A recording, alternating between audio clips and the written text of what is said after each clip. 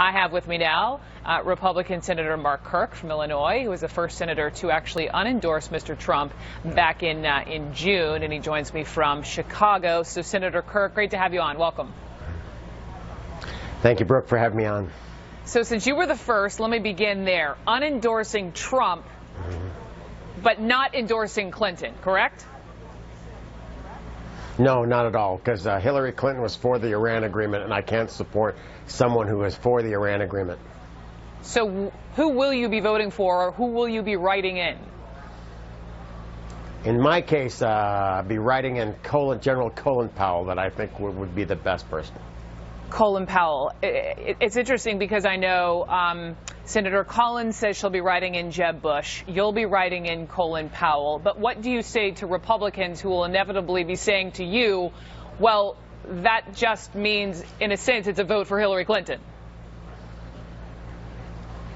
I would say it's a vote not for Hillary Clinton, as someone who's better than she is. When we find out, the New York Times reported there was a dangerous overlap in her duties as a fundraiser for the Clinton Foundation and Secretary of State.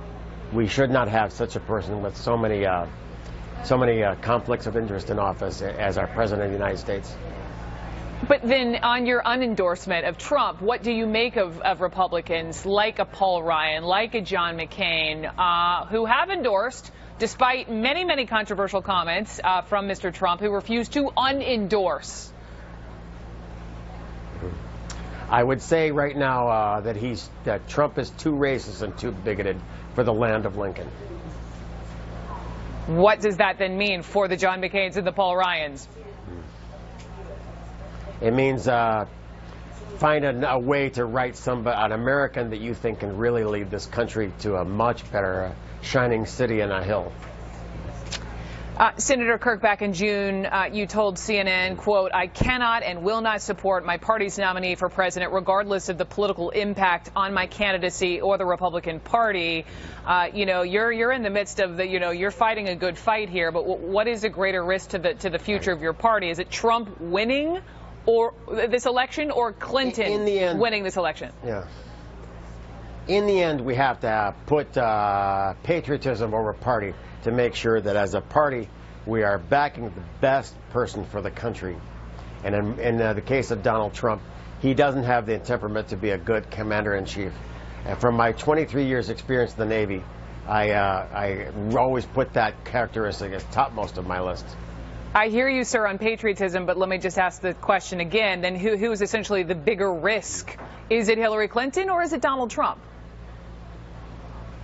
I think right now, if we had Colin Powell at the head of our party, we would crush the opposition. Sir, he's not running for president, with all due respect. Who is the bigger risk, right, Hillary Clinton or Donald Trump? I think right now Hillary Clinton, because in Illinois we really understand corruption after the Blagojevich years. Too corrupt for the country now. Okay. As I mentioned, you're running this re-election campaign. You're up against Congresswoman Tammy Duckworth. Part of the reason you won't endorse is that in some local races, Trump has been a mega drag on the ticket. What would you say to vulnerable Republicans down ballot who are also fighting to hold on to their seats? I would say put the people first and the country first rather than party. And the voters will rally to your cause very quickly. If they sense you are backing the national interest and not going to drive off the cliff with Trump, that you're going to always put America first, like Trump says. Make sure that we have that done. We got to put patriotism over party. Let me get to something I know you're passionate about with regard to Syrian refugees. You take issue with Trump and his immigration reform plan. You support a pathway to citizenship, yet you're leading a Senate fight calling for an immediate moratorium on the president's plan to allow 10,000 Syrian refugees from entering the U.S. Why do you feel differently about Syrian immigrants? I would say right now that my opponent, Tammy Duckworth, for bringing 200,000 Syrian refugees, even though the FBI director says we cannot screen them for terrorism because there's no database to check against. We cannot build a political database on these people in the middle of the Syrian civil war. that we ought to take some time and make sure that we know the political leaning of these people. We have seen in the past, the Prime Minister of Lebanon said he estimated in the Middle East about 2 to 4% of these people coming out as refugees will lean towards terror.